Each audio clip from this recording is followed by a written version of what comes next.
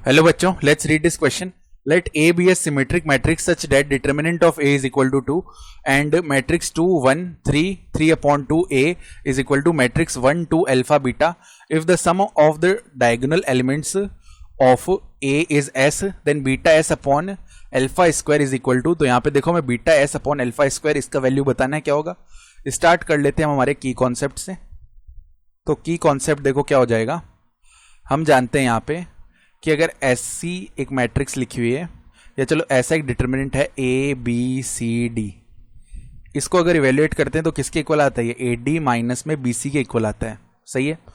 फिर मान लो एक मैट्रिक्स है A one A two B one B two, इसका मल्टीप्लीकेशन कर रहे हैं हम किसके साथ, ए थ्री ए फोर और बी थ्री बी फोर के साथ.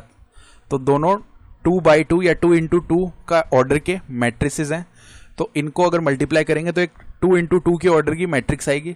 और कैसे आएगी देखो, इसकी जो फर्स्ट रो है इसके फर्स्ट कॉलम से मल्टीप्लाई करते हैं. तो A1 मल्टीप्लाई होगा A3 से, A1 A3, और A2 मल्टीप्लाई होगा B3 से तो प्लस लगेगा और A2 B3 आएगा.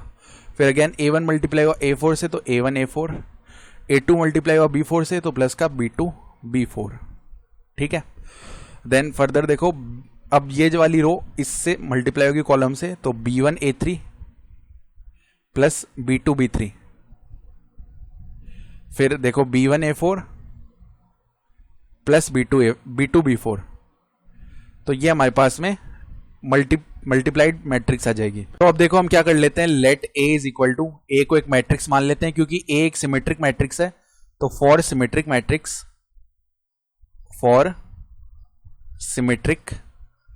मैट्रिक्स जो A IJ टाइप एलिमेंट होगा वो किसके इक्वल आएगा, AJI टाइप एलिमेंट के.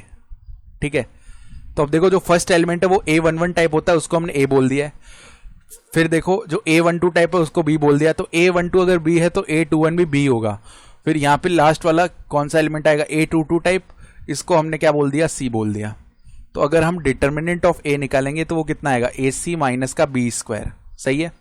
तो अब देखो यहाँ से जो डिटर्मिनेंट है वो हमें 2 दिया हुआ है, तो हम क्या बोल देते हैं, AC minus B square is equal to 2. इसको इक्वेशन 1 बोल दिया है. फिर फर्दर देखो यहाँ पे मल्टीप्लाई करके देखते हैं तो 2 1 3 3/2, इसको मल्टीप्लाई कर लेते हैं A से, यानी A B B C. तो पहले 2 मल्टीप्लाई हुआ A से तो 2A आ जाएगा. 1 मल्टीप्लाई होगा B से प्लस का B आ गया. 2 मल्टीप्लाई होगा B से 2B आ गया. 1 मल्टीप्लाई होगा C से प्लस का C आ गया. 3 मल्टीप्लाई होगा A से 3A आ गया. 3/2 मल्टीप्लाई होगा B से तो प्लस का 3B/2 आ गया. फिर 3 मल्टीप्लाई होगा B से 3B आ गया. 3/2 मल्टीप्लाई होगा C से तो कितना आएगा हमारे पास, 3/2C. ये बन चुका है. और ये किसके इक्वल है, according to the question 1 2 alpha beta. तो जो कांस्टेंट वैल्यूज हमें पता है उनको पहले कंपेयर कर लेते हैं. तो हम बोल सकते हैं 2A प्लस B का वैल्यू 1 हो जाएगा, 2A plus B is equal to 1 हो जाएगा. साथ ही साथ इसको तो चलो इक्वेशन 2 बोल देते हैं. और 2B प्लस C का जो वैल्यू है वो आ जाएगा 2, इसको इक्वेशन 3 बोल देते हैं. अब हम इक्वेशन 1 2 3 को सॉल्व करके A B C के वैल्यूज निकाल सकते हैं. तो इनको सॉल्व करने के लिए देखो जो इक्वेशन 2 है उससे अगर हम A का वैल्यू लिखना चाहें तो A का वैल्यू क्या आ जाएगा, 1 माइनस B अपॉन 2. और जो इक्वेशन 3 है उससे अगर हम B का वैल्यू लिखना चाहें तो क्या आ जाएगा, 2 माइनस C अपॉन 2. अब ये A और B के वैल्यूज, या चलो यहाँ से C का वैल्यू लिख लेते हैं, C का वैल्यू बढ़िया रहेगा. C का वैल्यू 2 माइनस 2B ये आ जाएगा. ठीक है. अब ये A और C के वैल्यूज यहाँ पे उठा के रख देते हैं. तो 1 minus B upon 2, 2 minus 2B को देखो 2 बाहर निकाल लिया, 1 माइनस B बच गया. और आगे देखो माइनस का B स्क्वायर है इज इक्वल टू 2 है. 2 से ये 2 डिवाइड हो गया. फिर 1 माइनस B का होल स्क्वायर, तो 1 प्लस में B स्क्वायर माइनस का 2B minus B square is equal to 2. B square minus B square 0 हो गया. 2B का वैल्यू आ जाएगा माइनस का 1, यानी B का वैल्यू आ गया माइनस का 1 अपॉन 2. अब B का वैल्यू माइनस 1 अपॉन 2 है तो A क्या आ जाएगा, 1 माइनस का माइनस 1 अपॉन 2 तो प्लस का 1 अपॉन 2 अपॉन में 2. तो ये हो गया 3 अपॉन 2 अपॉन में 2 यानी 3/4. और C का वैल्यू कितना आ जाएगा, 2 माइनस 2B, तो 2 माइनस 2 मल्टीप्लाई में माइनस 1 अपॉन 2 तो ये हो जाएगा 2 प्लस का 1 यानी कि 3. तो A B C तीनों के वैल्यूज ही मिल चुके हैं हमको. ठीक है. तो अब अगर तीनों के वैल्यूज आ चुके हैं तो हम क्या कर सकते हैं, इनको भी कंपेयर कर लेते हैं। 3a प्लस 3b/2 कितना था, अल्फा। तो अल्फा का वैल्यू क्या था, 3a प्लस 3b/2।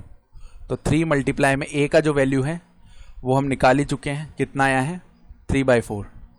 तो 3/4 प्लस में 3/2 मल्टीप्लाई में b का जो वैल्यू है वो भी हम लिख ही चुके हैं, कितना आया है, माइनस का 1/2, माइनस का 1/2। तो 4 तो एलसीएम आ जाएगा, यहाँ पे 9 माइनस का 3, यानी कि 6/4 जो कि 3/2 होता है। फिर बीटा का वैल्यू देखो कंपेयर कर लेते हैं, कितना बनेगा, 3b plus 3/2c, 3b plus 3/2c। तो 3 मल्टीप्लाई में b का वैल्यू -1/2 प्लस 3/2 मल्टीप्लाई में जो c का वैल्यू है वो आ चुका है 3। तो ये कितना बन जाएगा, माइनस का 3/2 प्लस का 9/2, यानी कि 6/2 जो कि 3 बन जाएगा। अब s जो है वो क्या है, s है sum of diagonal elements of a। तो डायगोनल एलिमेंट्स का सम a प्लस c आएगा। तो s is equal to a plus C is equal to a का जो वैल्यू है वो कितना है, 3/4 और c का वैल्यू है 3। ठीक है, तो 3/4 प्लस 3, तो कितना बन जाएगा ये, 12 प्लस 3 यानी कि 15 और अपॉन में 4 है। हमें क्या चाहिए, बीटा एस अपॉन में अल्फा स्क्वायर। तो बीटा एस अपॉन में अल्फा स्क्वायर का वैल्यू लिख लेते हैं। तो 3 मल्टीप्लाई में एस का वैल्यू 15/4 होल अपॉन में अल्फा स्क्वायर यानी 9/4, 4 से 4 डिवाइड हो गया। ठीक है, तो ये बन जाएगा हमारे पास कितना, 45/9, यानी कि वैल्यू आ जाएगा 5। तो हमारा रिक्वायर्ड आंसर कितना हो जाएगा, 5 हो जाएगा इस क्वेश्चन के लिए। 5 हमारा आंसर हो चुका है। I hope you understood this explanation. Best of luck.